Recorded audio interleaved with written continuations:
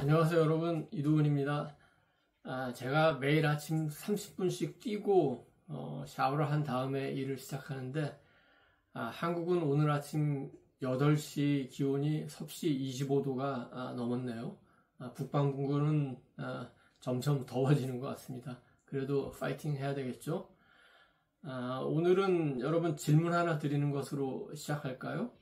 첨단 산업 관련한 세계 순위인데 1위가 인도, 2위가 모로코, 3위가 UAE, 4위가 아르헨티나, 브라질, 인도네시아, 7위가 남아프리카 공화국, 8위가 필리핀, 9위가 스웨덴, 10위가 한국.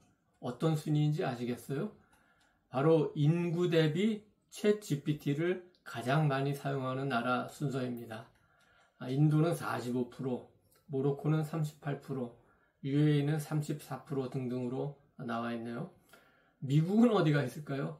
저 아래 12위 기록하고 있는데 23%라고 합니다. 중국, 독일, 프랑스는 그보다도 더 밑에 쳐져 있네요. 왜 인도가 1위일까요? 인도가 챗GPT 사용자가 많다는 것은 충분히 그럴 만한 이유가 있기 때문입니다. 인도는 세계 최대의 프로그래머 및 기술 인력 공급국이죠. IT 산업 종사자가 많습니다. 이미 글로벌 기술 생태계의 중심이라고도 할 수 있는데요. 실리콘밸리의 수많은 기술 인력, 또 CEO들 가운데 인도 출신이 많죠. 영어 기반 환경도 중요합니다. 챗GPT 활용의 언어적 장벽은 낮습니다. 여러 언어로, 한국어로도 서비스를 하지만 그 서비스 체계의 기본은 어차피 영어라고 할 수가 있죠. 그런데 제가 유튜브를 운영해 보니까 힌디어로도 제가 방송 자막을 제공하는데 제법 시청자들이 있습니다. 그래서 이제 막 시작해서 아직 의미 있는 통계는 못 드리겠지만 적절한 시점에 제가 인도의 영어와 힌디어 사용 인구에 대해서 조금 설명을 드리겠습니다. 다시 이제 AI로 돌아와서 인도에는 급성장하는 스타트업 생태계가 있습니다. AI 도구를 적극 활용하는 젊은 기업가들, 그 다음에 야심찬 청년들이 넘쳐납니다. 교육 열풍으로 대학생들이 과제 학습에 챗GPT를 필수 도구로 사용하고 있습니다. 그런데 이 순위를 조금 기준을 한번 바꿔볼까요? 인구 대비 사용자 비율 말고 챗GPT의 절대 사용자 수가 많은 나라는 어딜까요? 그렇게 분석하면 얘기가 조금 달라지긴 합니다. 여기서 중요한 포인트는 기준에 따라 순위가 많이 바뀐다는 겁니다. 인구 대비로는 인도가 압도적 1위지만 절대 숫자로는 여전히 미국이 최대 시장입니다. 1위 미국의 챗GPT 이용자는 7천여만 명으로 전체 챗GPT 이용자의 19%를 차지하고 2위가 인도로 약 3,250만 명, 8.85%를 차지합니다. 다시 한번 말씀드리지만 통계의 기준을 단순 가입자냐, 활성 사용자냐 등 각종 기준을 달라서 재보면 크게 달라질 수 있다는 점을 여러분이 꼭 참고를 하셔야 될 것 같습니다. 그 다음에 케냐가 3위, 독일이 4위, 브라질이 5위, 캐나다가 6위, 영국이 7위 이런 순서인데요. 3위가 아프리카의 케냐라는 것이 조금 놀랍다고 할까요? 혹시 캐나다와 헷갈린 건 아닌가? 제가 다시 한번 확인해 봤는데 캐나다도 분명히 이 순위 안에 있습니다. AI 시대, 케냐가 어떻게 새로운 강자로 떠오르려고 하는 것일까요? 케냐 인구수는 5,760만 정도인데 절대 사용자가 많다는 것은 좀 더 놀랍죠. 그 이유는 뭘까요? 그런데 알고 보면 케냐는 이미 실리콘 사바나로 불리면서 아프리카 대륙에서 AI 혁명을 주도하고 있다고 합니다. 몇 가지 요인이 있는데 첫 번째는 기술 친화적인 디지털 환경이 조성되어 있다고 합니다. 케냐는 실리콘 사바나라는 별명을 가진 동아프리카의 기술 허브입니다. 모바일 결제 시스템인 엠페사의 성공 이후에 디지털 전환이 빠르게 진행되었다고 합니다. 인터넷 보급률과 스마트폰 사용률이 아프리카 평균보다 훨씬 높습니다. 두 번째는 AI와 디지털 직업의 급증, AI 데이터 라벨링, 음성 텍스트 전사, 컨텐츠 감수 같은 원격 디지털 노동 시장이 활성화되어 있습니다. 특히 오픈 AI, 메타, 구글 등 서구 기업들이 케냐의 프리랜서 노동력을 활용하는 경우가 많습니다. 이로 인해서 챗GPT 같은 도구에 대한 실사용 수요가 상당히 높습니다. 세 번째는 교육, 직업 툴로서 활용되는 건데요. 대학생 및 교사들이 과제나 수업 설계, 작문 등에서 챗GPT를 적극 활용하고, 후진국 같은 경우에는 약간 그 학교나 도서관 같은 기반 시설이 잘 돼 있지 않기 때문에 챗GPT가 더 유용한 정보 접근 수단이 될 수가 있다는 겁니다. 네 번째는 저렴한 모바일 데이터 요금인데요. 케냐는 아프리카에서 모바일 데이터 요금이 저렴한 국가 중에 하나입니다. 이로 인해서 챗GPT를 모바일에서 쉽게 이용할 수 있는 환경이 마련되어 있는 겁니다. 다섯 번째는 젊은 인구 구조. 케냐의 평균 연령이 19살. 아주 젊은 나라입니다.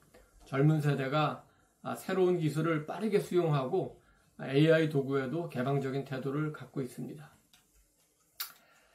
지금부터는 아까 인구 대비 챗GPT 사용량이 높은 나라로 돌아가서 눈에 띄는 나라들을 골라서 그 요인들도 함께 분석을 해보겠습니다. 모로코. 인구 대비 챗GPT 사용자 2위를 차지한 모로코는 북아프리카의 디지털 관문입니다.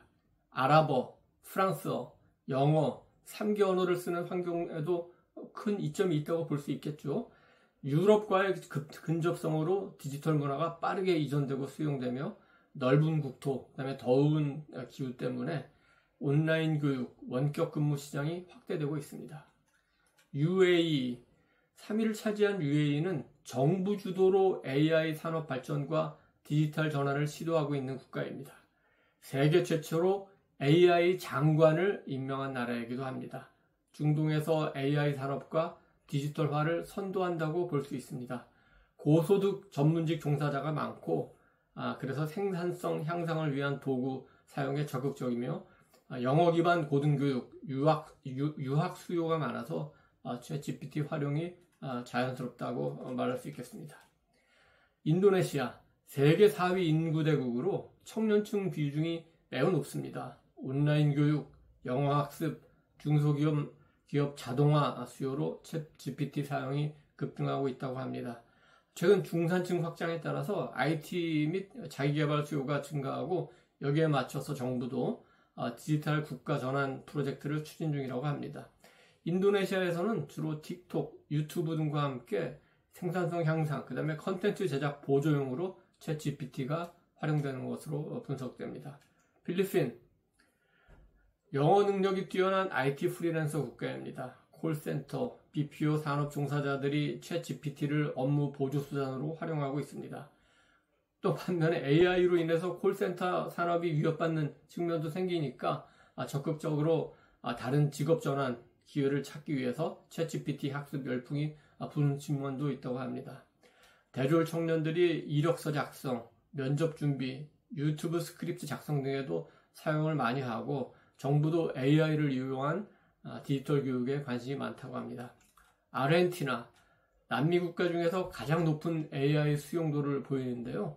경제위기 속에서 무료 고성능 정보 도구로서 챗GPT가 인기를 얻고 있다고 합니다. 물가 상승과 고용 불안으로 프리랜서, 원격 근무가 확산되는 것도 요인이고요. 영어 기반 교육 및 유학 준비에 AI 도구를 적극 활용하는 청년층도 늘고 있다고 합니다. 또 아르헨티나는 유럽과 라틴 아메리카의 혼합 문화여서 새로운 기술에 대한 수용성이 높은 편이라고 합니다. 지금까지 말씀드린 이른바 새로운 강자들에게는 공통점이 있는데요. 첫 번째는 젊은 인구 구조. 상위권 국가들 대부분이 평균 연령 25세 이하, 새로운 기술에 대한 수용성이 굉장히 높습니다. 그 다음에 다언어 환경, 영어 플러스 자국어 플러스 또 다른 외국어를 병행 사용할 수 있어서 챗GPT 접근성이 높습니다. 세 번째는 교육 혁신 수요, 대학생, 취업준비생, 교사들이 과제, 컨텐츠 제작에 적극 활용합니다. 그 다음에 디지털 노동시장, 프리랜서, 원격 근무자들이 업무 자동화, 생산성 향상 목적으로 사용합니다. 마지막으로 다섯 번째는 정부의 디지털 전략, 이것도 굉장히 중요하죠. UAE, 인도네시아 등은 국가 차원에서 디지털 전환, AI 산업 추진을 계속 이어가고 있습니다. 오늘 말씀드린 데이터에서 중요한 관점이나 교훈은 어떤 기준으로 측정하느냐에 따라서 완전히 다른 그림이 나온다는 겁니다. 절대 사용자 수는 미국이 여전히 최대 시장이지만 인구 대비 사용률은 개발도상국들이 여전히 우위를 보이고 있습니다. 월간 활성 사용자도 인도가 미국을 추월하고 있습니다. 이는 AI 비즈니스 전략을 세울 때 시장을 좀 다각도로 분석해야 된다는 중요한 시사점을 줍니다. AI 시대에는 기존의 기술 강국 개념이 재편될 수도 있습니다. 전통적인 기술 강국들, 미국, 독일, 일본, 프랑스 등은 여전히 중요하지만 새로운 AI 채택 강국들, 지금 말씀드린 인도, 케냐, 모로코, UAE 등이 급부상하고 있습니다. 이들 국가의 공통점을 다시 말씀드리면 젊고 기술의 개방적인 인구, 실용적 필요에서 출발한 AI 도입, 그 다음에 정부와 민간의 협력적 디지털 전환입니다. 앞으로 AI의 생태계를 이해하려면 단순히 선진국이라는 프레임에서 벗어나서 실제 사용 패턴과 채택률을 봐야 합니다. AI가 세계 디지털 산업지도, 더 나아가서 글로벌 경제지도를 바꿀지도 모를 일입니다. 오늘 방송을 보면서 이제 한 가지 의문이 들지 않으세요? 왜 인구 14억 명이나 되는 중국은 순위에서 두드러진 존재감이 없는 거죠? 그 궁금증은 제가 다음 방송에서 풀어드리도록 하겠습니다. 또 국가별 AI 사용 패턴이 그 나라의 경제 그리고 사회에 미치는 또는 정치에 미치는 구체적인 영향을 한번 분석을 해보겠습니다. 오늘 방송을 보고 생각나는 의견이 있으면 댓글로 올려주시기 바랍니다. 감사합니다. 이동훈이었습니다.